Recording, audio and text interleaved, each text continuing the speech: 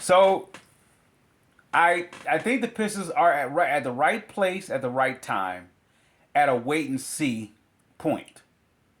They Everything that they're doing now, if there wasn't in the situation that we were in last year, should have been happening last year.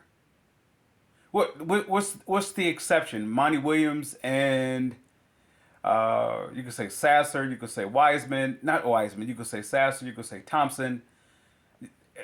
You can't even include Monty Morris. You can't include, you know, Joe Harris. You can't include those guys. I mean, because I don't know, everybody else is a carryover, pretty much, right? So what they're going through now should have been happening last year. If so, they would have been further along in the start of this year. They're like the reverse effect of the Lions, right? With everything that the Lions start off with last year, at the beginning start off losing, and they was able to do some tinkering, if you will, and then it balanced out where they end up being like a 500 or I think a little bit less, a little bit over a 500 team. And then they came into this year having something to build off of, or with the continuity got something. All right, got this, we had that, take that, and they built the Jared Goff started last year, right? He came in last year, if I'm not mistaken, and they had something, to tinker with.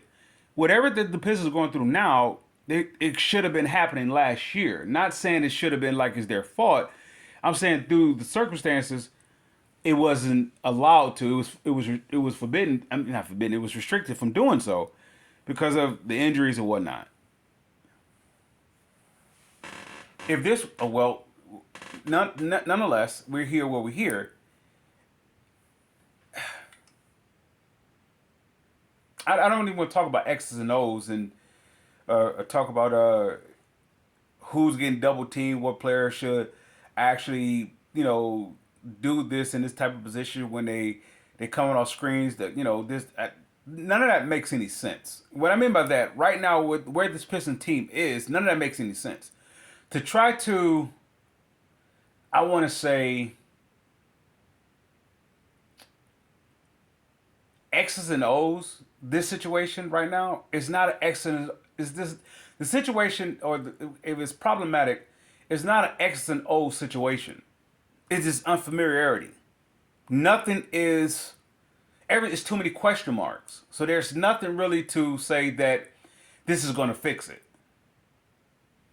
The only sure thing that I will put my signature next to as a guarantee will actually fix this team is that you put a shooter, a bona fide shooter next to not a chucker, a shooter next to Cade. That's if you get a bona fide shooter next to not a scorer, a shooter, not a Bogdanovich, not nothing like that. Where you get this a guy that can actually he can shoot, but he still have so much room to expand his game.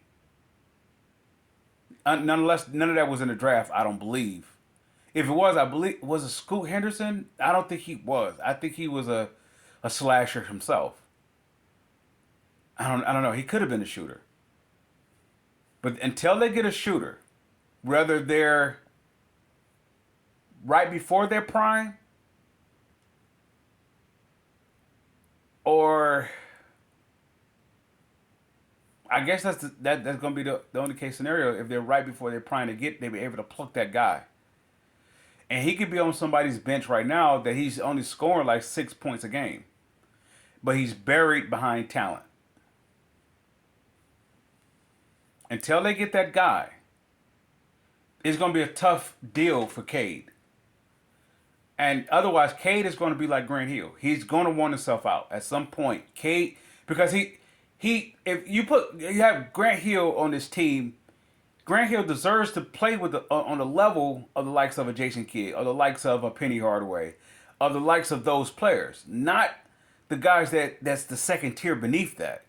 Grant Hill is a marquee player, and I'm saying the same thing about Cade. Cade is a marquee player, and he needs a running mate that's a marquee player. the players on this team, I'm not saying they're bad players. They're not. They just haven't hit that period of growth where not that they're serious about it, it becomes that they can actually play on that next level. I believe that Cade is playing with a lot of.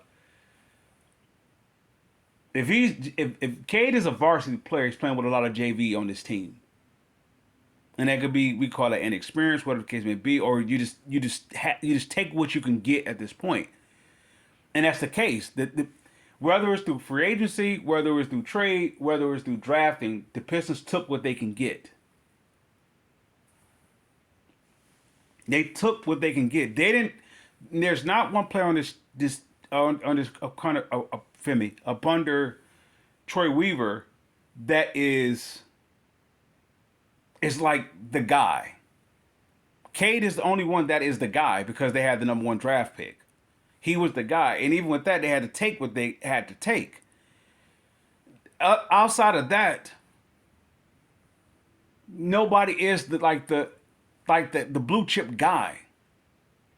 Whether it's through free agency, maybe they can get that this year. Maybe, but every time they had the money, they trade it. They never can get the guy.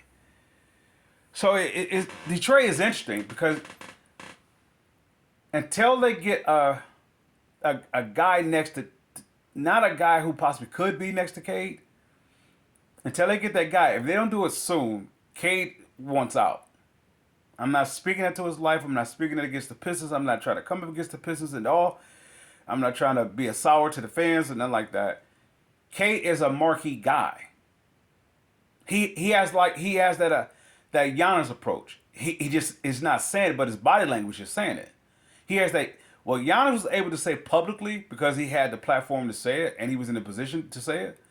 Like Giannis was saying, if you don't give me some talent that shows me that you want to win, I'm out.